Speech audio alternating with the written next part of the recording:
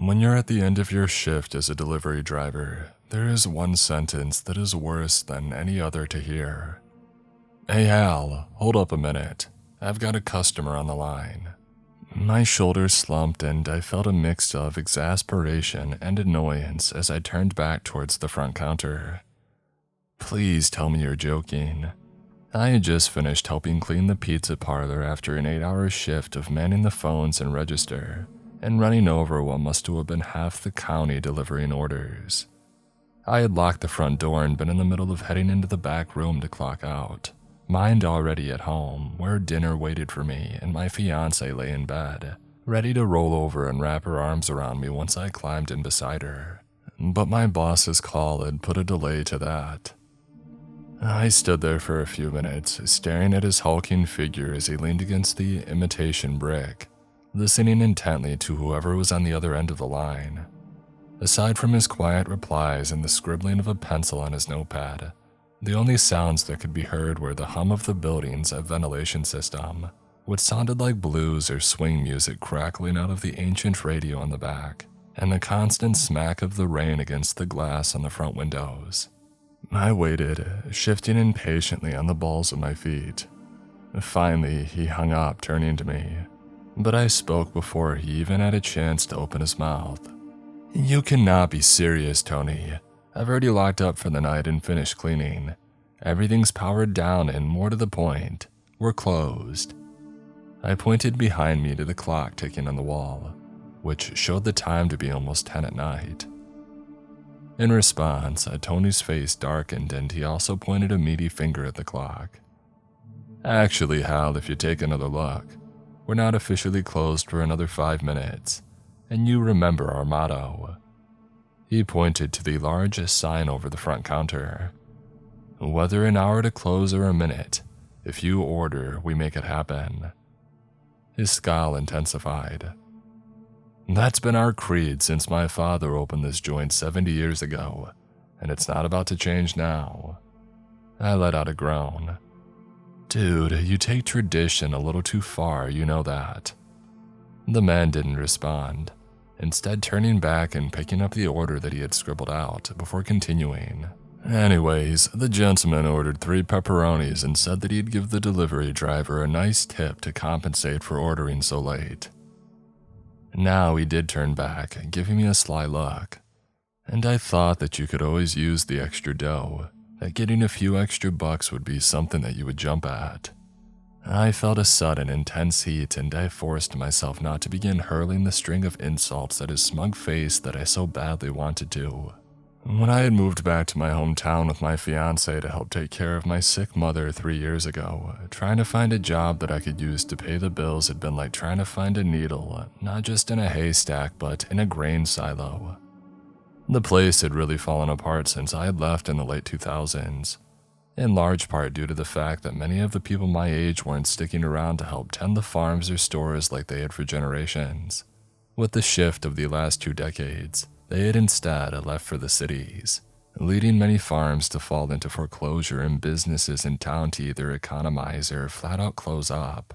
And with our savings rapidly dwindling, and Rita's remote job not set up yet, I had had no choice but to snatch up the first opening that I could find, as a cashier and sole delivery driver for the only pizza place still open. So yeah, the job wasn't ideal, but it paid the rent in the small apartment that we had grabbed above the old hardware store, but only just. Every extra dollar that I could make was vital to keeping our heads above water. Tony knew that, and he had delighted in running me ragged every chance he could for what amounted to scraps on a stray dog's plate. And I seriously hate him for it. I glared at the man for another moment and then let out a resigned sigh. He had me by the short hairs and knew it. "Fine," I grumbled, holding my hands up and walking back across the room to stand next to him. A smirk crossed his face and he patted me on the shoulder, handing me the notepad as he walked past me. "Just deliver these and you can head straight home afterwards. You can bring the money in with you in the morning. And hey, I'll even be a nice guy and make these myself." Real kind of you, I thought bitterly, but I held my tongue. Instead, I looked down at the papers, silently reading out the order before lowering my eyes to the address that had been given, and I felt a slight pang of surprise shoot through me. The address was one that I had never heard of before, which to somebody born and raised in the area was not something that I was used to. "Where the heck is this address, Tony?" I called out, turning and watching as he fired up the wood oven, dough and ingredients already laid out on the metal counter. He shrugged. "I honestly don't know, Hal. Never heard of it before either, but it's not the first time. Don't forget those big shot developers who bought up a lot of the farmland have been building those subdivisions out here for the last 5 to 10 years, trying to get people to move out here. Chances are somebody was actually dumb enough to buy one, and that's where it is." He turned back to begin making the pizzas before calling over his shoulder. "Anyways, he gave directions to get there. They're written on the back." I stared at his back for another few moments, and then shrugged as well. Makes sense, I guess. Half an hour later, I stepped out the back door into the pouring rain. Bending over to protect the boxes, I made a mad dash for my car, which sat almost at the other end of the parking lot. By the time I reached it, jamming the keys into the lock, my coat was soaked and my hair was matted to my forehead. Dropping the pizzas into the passenger seat, I dropped into the driver's seat and I yanked the door shut. Yanking off my jacket, I threw it into the back seat and smoothed my hair back, rubbing my arms and shivering slightly as a loud rumble of thunder came from outside. Unbelievable. February weather. I muttered, leaning over to open my glove box as I slid the key into the ignition in the center console. After fumbling for a moment, I pulled out a battered map, flicking on the dome light as I unfolded it, shifting my gaze between it and the directions. I traced my finger over it as I read the first few lines, which led me out of town onto the back roads. But it wasn't long before it became useless. This thing was about 30 years out of date, showing nothing besides a dead end where the directions told me to turn. "Great," I muttered, dropping it on top of the pizza boxes and starting the car. No GPS to help me either. This is what you get for driving a Saab 900 from the late 80s. Should have taken Rita's suggestion and bought a TomTom or something. I let out another sigh. No point in crying over spilled milk now. As I flicked on the headlights and wipers, the warmth from the heater beginning to blast into my face, I saw Tony locking the back door. He gave me a curt nod before running to his truck. The bitterness reared its ugly head again, and I watched him drive away, knowing that he was heading home to his own soft and warm bed. But I shook my head to cast it away, releasing the parking brake and shifting into first gear. The car rolled forward and I cast a last look at the darkened shape of the pizza joint, flanked on either side by a video rental store and shops which had boarded up years ago. It and the laundromat are the only things keeping this strip mall from going the way of the dodo, I said to myself. Turning left, I headed down the main drag, the last of the dark buildings sliding past as I headed out of town. Wanting to break the silence filling the car, I fumbled with my iPod, which was connected to a cassette adapter in the car stereo. A moment later, the opening notes of The Bates, The Lips of Jane Mansfield spilled from the speakers. Tapping my fingers on the steering wheel to the beat, I glanced at the directions again. They said to take a couple of turns once I had left town, and after making sure that I had enough gas to make it there and back, I began what I hoped would be a relatively short journey. But whether it was due to my bad mood or the crappy weather, it seemed like an eternity. I kept glancing around as I made turn after turn, seeing only farmland and forests. As the minutes ticked by, my irritation grew, especially after a new thought had entered my mind. I really hope to God that some dumb teenagers didn't decide to prank the place by ordering pizzas out into the middle of nowhere. It wouldn't be the first time. Due to the lack of things to do, it had become a pastime of theirs. More than once I had found myself in an empty house with an order in my hands. Even though he had been the one to fall for it, Tony had always directed his anger at me for it, occasionally even docking my pay for something that was out of my control. I really don't need that again, man, I grumbled, reaching out and cranking the radio as Depeche Mode began to play, trying to drown out the thoughts. The darkened shape of a farm flew by on my left, and I allowed my foot to ride a little heavier on the gas, the speedometer climbing to 40 as I rounded a bend. According to the directions, the turnoff should be just ahead. I braced myself to see nothing more than the yellow dead-end sign proclaiming my venture out into the boonies had been for nothing. Instead, to my surprise and admittedly relief, I came to a three-way intersection, one which had a street sign at the corner. I flicked on the turn signal and slowed, squinting to see the words displayed on it. Sycamore Street. Letting out a breath I hadn't realized I had been holding in, I turned right and headed down it, my optimism rising as streetlights began to appear frequently, lining the side of the road like sentries. And a few moments later, as the road dipped into a valley, I finally saw it. Whoa, Tony had certainly been right about subdivisions being built out here. I was staring down at rows upon rows of houses, which seemed in the dark to stretch away as far as the eye could see. I could also see larger buildings and ones that had to be stores of some kind dotted around. No wonder I never heard about this place. It's an entirely self-sufficient community, I whispered. I felt a sharp pang of bitterness, this time not directed at my boss, but surprisingly towards the community before me. I knew with the inevitable march of time that nothing could ever stay the same forever, but the idea that as my hometown slowly dried up and died, another was rising so close, replacing the farms that I had known all my life and more or less wiping out what came before, stung me more than I cared to admit. I shook my head slightly as the car headed down the hill. Just focus on finishing this up, and you can go home, Hal. But as the community rose up before me, another thought suddenly dawned on me. The directions the caller had given Tony had detailed how to get here up to this point, along with the street and house number. But they hadn't said where to go once I had gotten here. I let out an exasperated groan. The way this place looked like a maze from the top of the hill, it'll take half the night to find the house. The feeling of defeat began to creep back up on me, until my eyes spied the first building that I was approaching. It was a gas station, one which had been decorated to resemble those of the mid-20th century. I could see a display of oil sitting in front of the first set of pumps, the bottles and cans glinting in the overhead lights. Breathing a sigh of relief, I turned into it, parking under the awning and shutting the car off.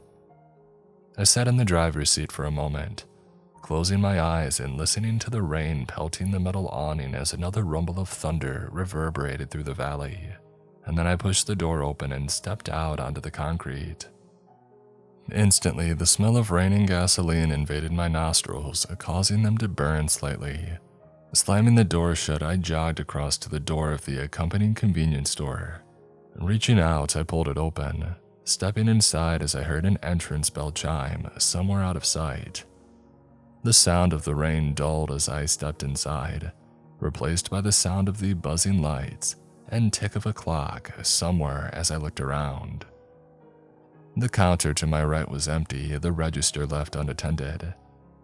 Bags of snacks and rows of refrigerators fought for space with rows of auto parts and fluids. I couldn't help but let out a small snort as my eye spied a row of Boone's Farm bottles set next to the windshield washer fluid. A somewhat messed up thought sliding into my mind.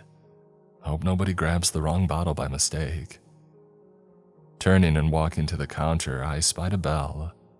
Reaching it out, I gave it a small tap, the shrill metallic sound echoing in the store.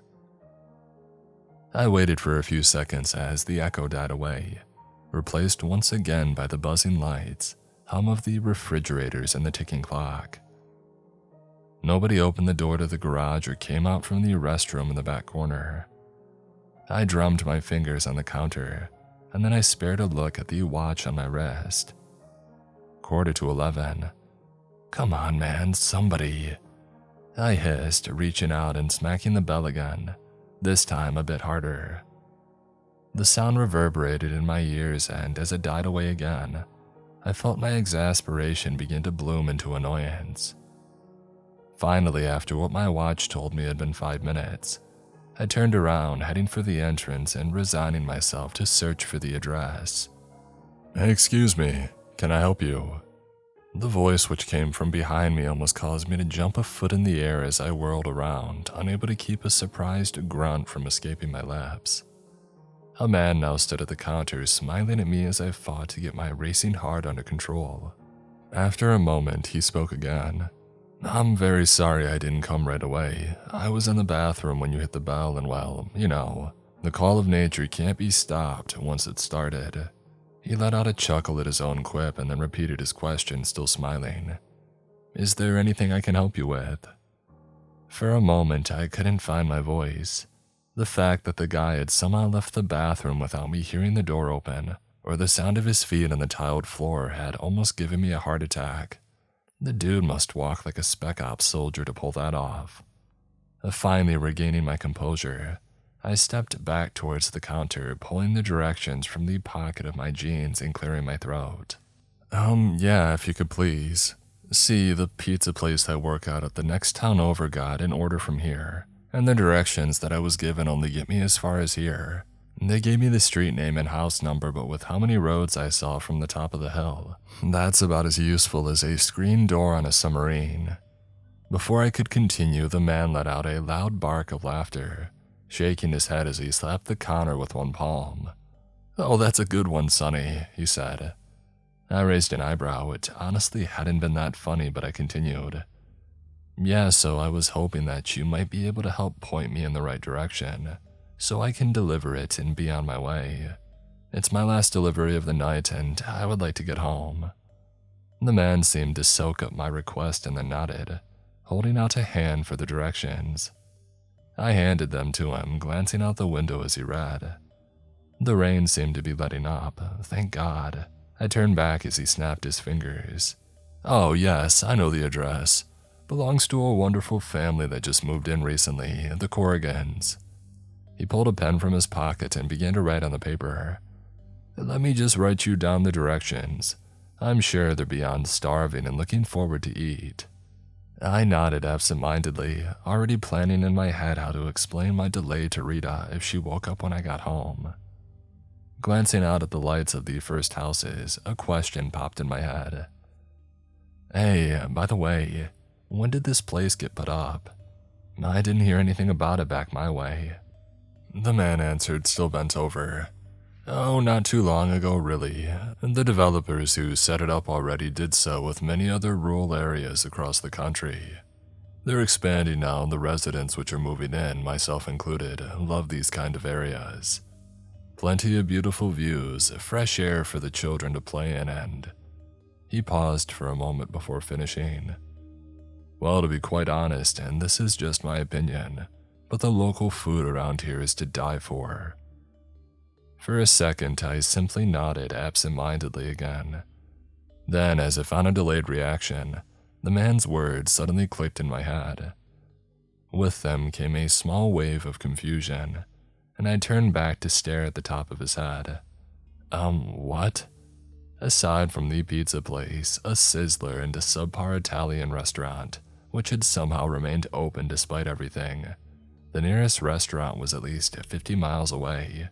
And there was no way that anybody would describe any of those 3 places to die for. I don't know, maybe he's just trying to be nice. I pushed it away as he stood up, holding out the paper for me to take back. "Here you go, hopefully it'll be easy for you to follow." Feeling relieved, I reached out and took the directions from him, glancing at them for a moment before sliding them back into my pocket and raising my eyes back to him, my mouth opening to thank him. And that's when I noticed something which unsettled me somewhat. The man was still smiling at me. I hadn't really noticed it at first, but during our entire back and forth, it had not faltered for a second. Even now, the exact same expression adorned his face, the pearly white teeth almost seeming to reflect the overhead lights. Not only that, but his eyes seemed to almost contain the same twinkle they had when he had first seen me. as if he were privy to some sort of hilarious joke that he chose to keep to himself. A small shiver raced up my spine, and feeling more than a bit creeped out, I began moving towards the door, forcing my voice out calmer than I felt. Yeah, thanks a lot, man, this helps. Have a good night. I turned and strode quickly for the exit, and behind me I heard the man's cheerful voice ring out a final time. You as well. And then I was through the door, jogging back through the rain towards my sab. Opening the door and climbing inside, I quickly shut it behind me and impulsively locked it. For a few moments, I simply sat there trying to make sense of the interaction in my mind. Nothing about it had seemed remotely normal to me. I shivered slightly as I started the car, glancing back at the window as I slid out from beneath the awning. I instantly regretted my decision. I could clearly see the man staring out the window at me. His face was blurred from the rain, but I bet my bottom dollar that he was still smiling. Okay, seriously, what's going on? I know not everybody here will be like him, but if we get any more deliveries out here, I'm avoiding that place like the plague. The one good thing that had come out of the encounter was the directions.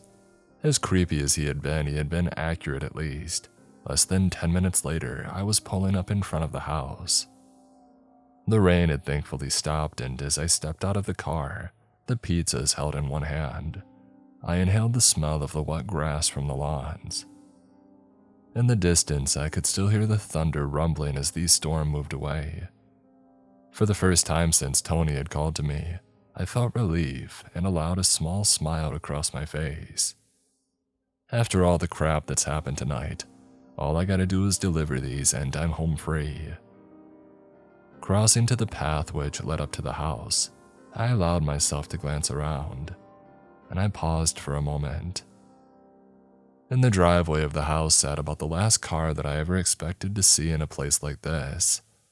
It was a green Dodge Coronet from the early 70s, the sedan's paint and bodywork looking pristine. Huh, I said, and then I looked to the other side, expecting to see a Mercedes or a Lexus in the driveway next door. To my further surprise, though, I instead saw what appeared to be an early 80s Land Cruiser. Like the Dodge, this too appeared to be in almost showroom condition. Okay, that's something I didn't expect. I would have thought that folks in a place like this would own brand new luxury cars or SUVs, not stuff from 40 or 50 years ago. Go figure. Shaking my head for what felt like the millionth time tonight, I resumed my walk to the front door, climbing the porch steps and reaching out with my free hand for the doorbell. I gave it a press, hearing the chime ring out inside. I stood there for a moment, listening to the distant rumble of thunder and whipping wind, before reaching out and hitting the doorbell again. From somewhere within the house came a woman's voice. "Just a minute." Satisfied that I had gotten a reply, I stepped away from the front door and waited. A moment later, I saw movement behind the frosted glass to the sides of the door. The same voice came from the other side. "Who is it?" I cleared my throat. "Pizza delivery, ma'am. I have your order." In response, I heard the sound of the door being unlocked, and after another moment, it swung open. I found myself facing a woman only a few years older than me. Her mousy brown hair was pulled back in a ponytail, and she wore a pair of slacks and a button-up shirt. She smiled warmly at me as she spied the pizzas in my hands. "Oh, of course." She noticed my lack of a coat and beckoned to me. "Oh, please come inside out of this horrible weather. You don't need to be getting sick." Smiling gratefully, I nodded, and then wiping my feet on the mat, I stepped inside as she closed the door behind me. The interior hall was warm and inviting, and I felt myself relax as the woman stepped back in front of me. She began to open her mouth to speak, but was interrupted as a man called from somewhere in the back of the house. "Honey, is that the delivery boy?" The woman turned away from me. "Yes, it is, darling." She turned back to me, gesturing to the pizzas in my hand. "My husband will be right out to pay you. Can I take these? Our boys are starving, and I promised them something to eat before they went to bed." According to Tony, I wasn't to let go of the deliveries until I had been handed the money, but since I was already in the house, I didn't see the harm. I handed them to her and she gave me another smile before turning and heading down the hallway. Left alone, I rubbed my still chilly arms and I glanced around. The hallway was done in a very cozy retro style. Wood paneling covered the walls and a patterned carpet lined the floor. Photos hung from the walls and I stepped forward slightly to examine the closest ones. The first showed the woman beaming and standing next to what had to be her husband, a tall, muscular man in his early 40s, who smiled as well. Two small tow-headed boys stood in front of them, also smiling at the camera. The picture caused me to crack another smile, seeing the happy family and feeling a pang of nostalgia for the days that I posed for photos like that with my parents. I looked at the next one. The four were standing on what looked to be a beach of some sort, dressed in swim trunks. Turning my head slightly, I looked to the third photo. I just had begun to take in the fact that we were standing in front of a house when something clicked in my head. I leaned back, looking at that first picture again and then the second, and finally the third. For a moment, what I was seeing didn't connect in my mind. I looked again at the three photos and felt a huge chill pass through me. All four of them wore the same smile in each photo. I don't mean that they were similar, they were the exact same smiles, all identical. Something that was impossible. No one person can perfectly replicate the same smile or expression twice, whether it be due to face muscles or outside elements, let alone four. What the heck? I whispered it, taking a step back and feeling as though I had been drenched with ice water. My mind whirred and I felt my heart begin to thump in my chest. Okay, just calm down, Hal, I thought. Get a hold of yourself, you're overthinking things. They don't all have the same smile in every single picture. You've had a long night, you're tired. Just get this over with and go home.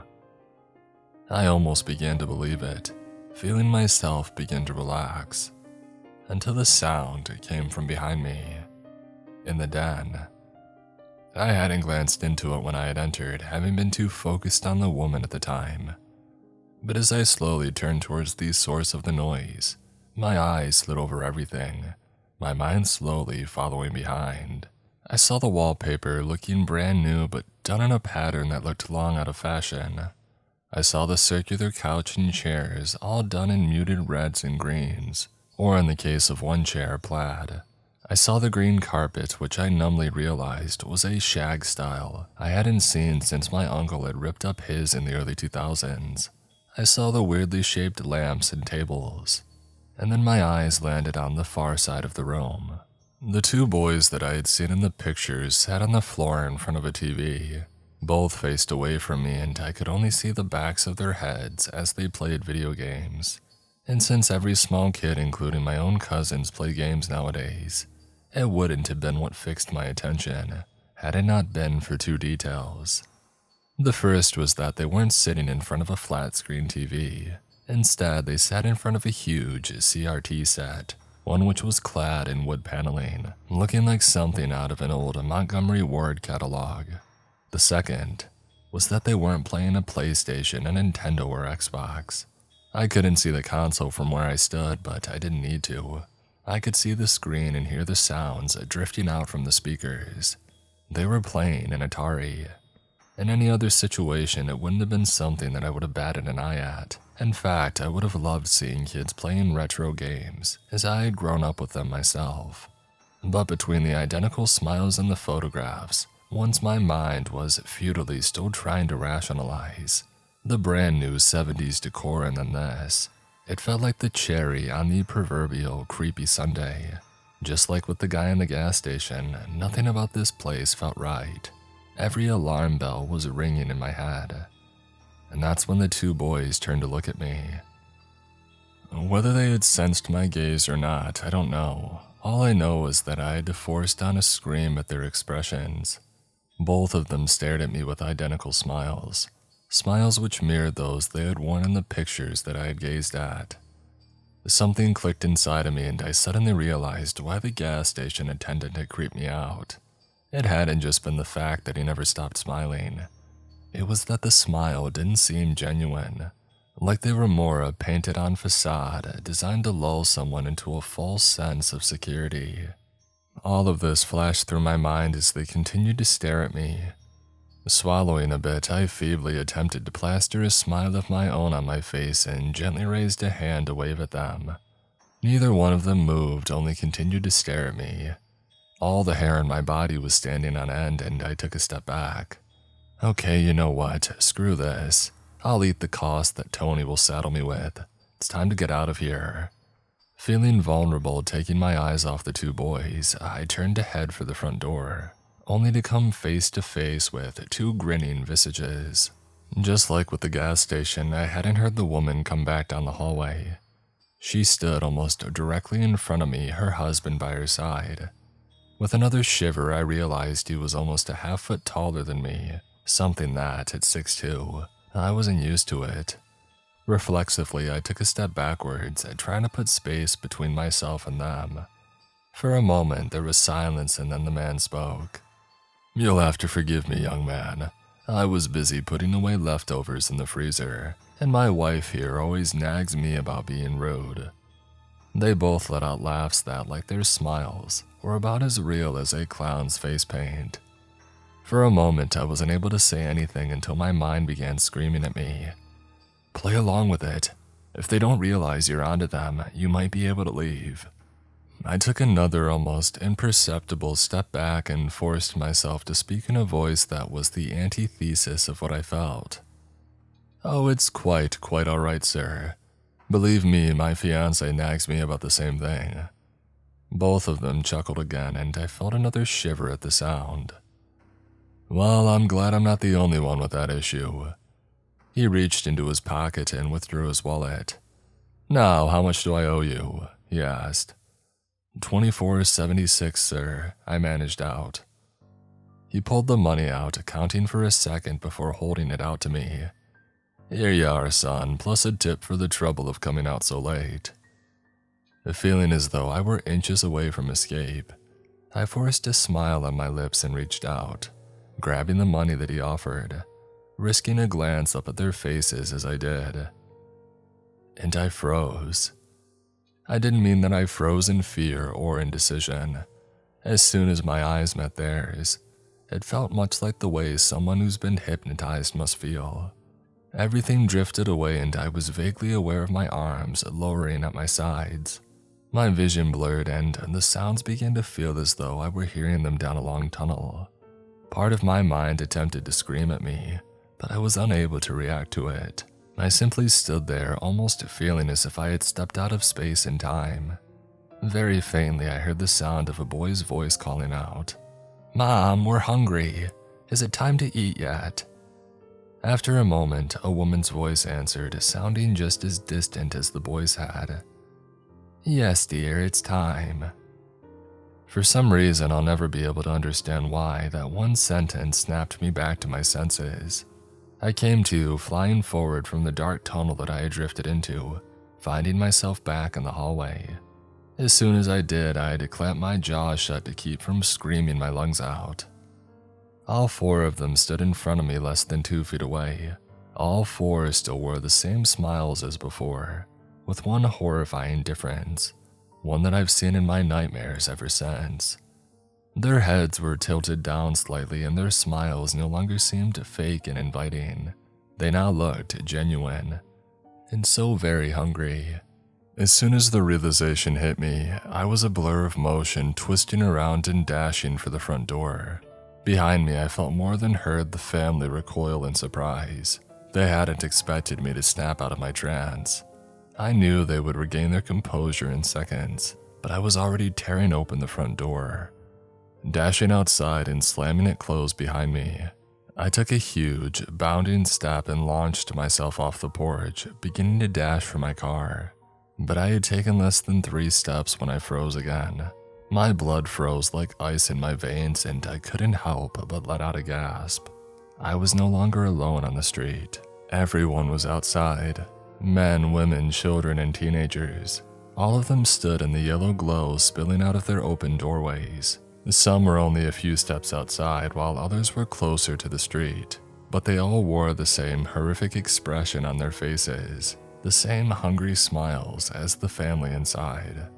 Finding my feet again, I raced for my sob.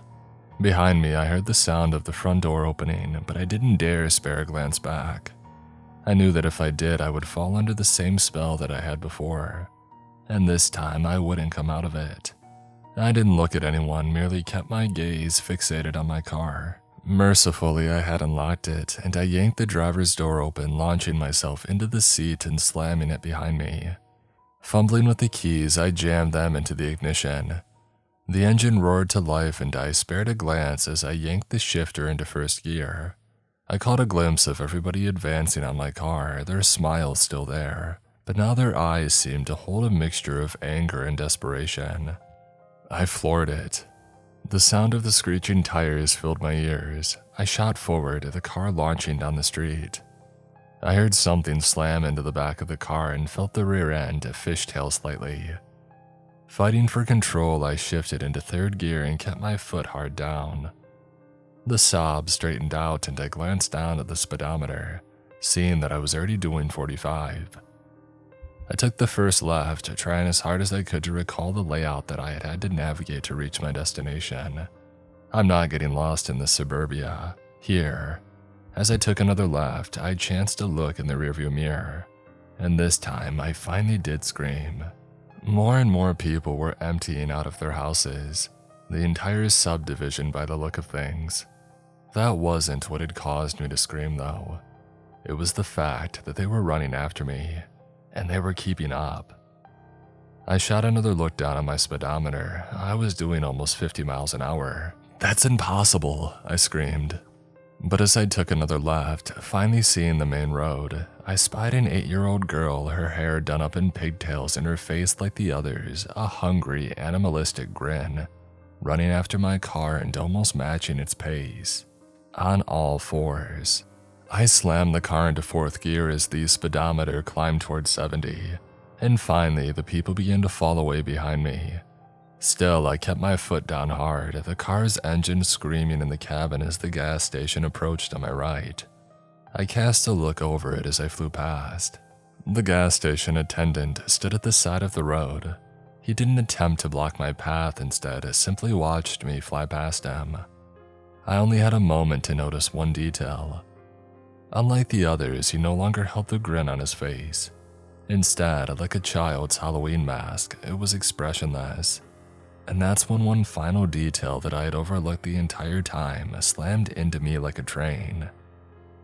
None of them had ever blinked a single time. That horrific night was almost 2 weeks ago now. I never let up on the gas until I made it back to town, glancing every 2 seconds into the rearview mirror to make sure that I was not being followed. I raced straight to the sheriff's department, almost taking out a row of parking meters as I screeched to a halt in front of it. I must have looked like a lunatic with how I burst in there, ranting and raving. The sheriff and his deputies were understandably dubious as I recounted my experience. But once I managed to produce the directions I had thankfully held onto, he sent a few of them out in their cruisers to investigate with it. They came back an hour later with confused expressions. The words that one of them said made my mouth drop open. "Sheriff, all we found is a dead-end road. There's nothing out there." The worst part about everything isn't that nobody believed me. As much as they try to pretend otherwise, I know they do to a certain degree for 2 reasons, both evidence of what I had said. The first was the money. I had never let go of it after I had grabbed it, keeping it balled up in my fist until I had gotten in the car and snatched for the keys. All of it looked brand new with one exception. The newest date of any of the bills was 1984. The second was these scratches on the back quarter panel of my sob. Scratches that more resembled claw marks than human hands. The worst part was they knew nobody else would believe it. I guess that's why they quietly put up the cement barriers on that stretch of road a week and a half later, to keep others from driving down there, to keep anybody else from falling prey to whoever or whatever those things are. I know they're still there though. A day before the barricades went up, I ventured out onto that road again. Don't ask me why, not even I fully understand. I prayed that I would see what the deputies had, simply a dead-end road. But instead, I found myself staring at that same three-way intersection, the same sign, Sycamore Street. I quit my job working at the pizza place the very next day. Tony gave me crap for it, for not bringing the money in. I simply told him to call the sheriff. I'm trying currently to find some kind of remote job. Rita, God bless her, has been helping me. I should have an interview coming up in a few days. If it weren't for the fact that my mother lives here and refuses to leave the house that my dad built for her, I would have simply packed our things up and left. But we don't seem to be in any danger here in town, so we've stayed, for now at least. And that brings me to why I'm posting this here. The first is to simply let it out of my head. I've had horrible nightmares almost every night since. Nightmares about what might have happened if I hadn't snapped out of that trance. About what they would have done to me. I frankly don't care if you believe me or not. I simply hope this might be a form of catharsis. Something that may stop me from waking my fiancé up with my screams. But I have another reason.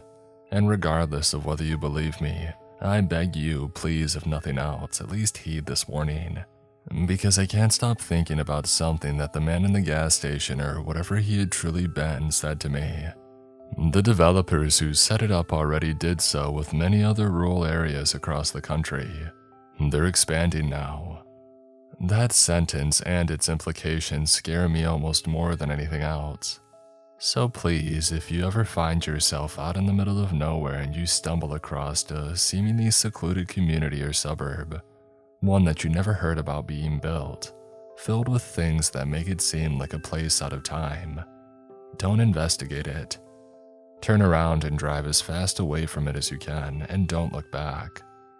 Because things dwell in them waiting for, or sometimes luring people into them. Much the way an anglerfish uses the light on its head to lure prey close enough to devour.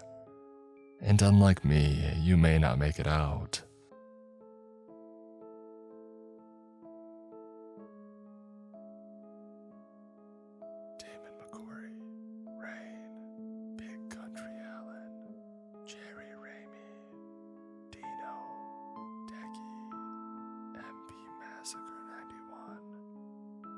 Asada, Die Screaming, Meat Gasher, Justin Fotenauer, Talamagara, That One Woodsman, Ty Can't Play, Leon Knott, SWAT,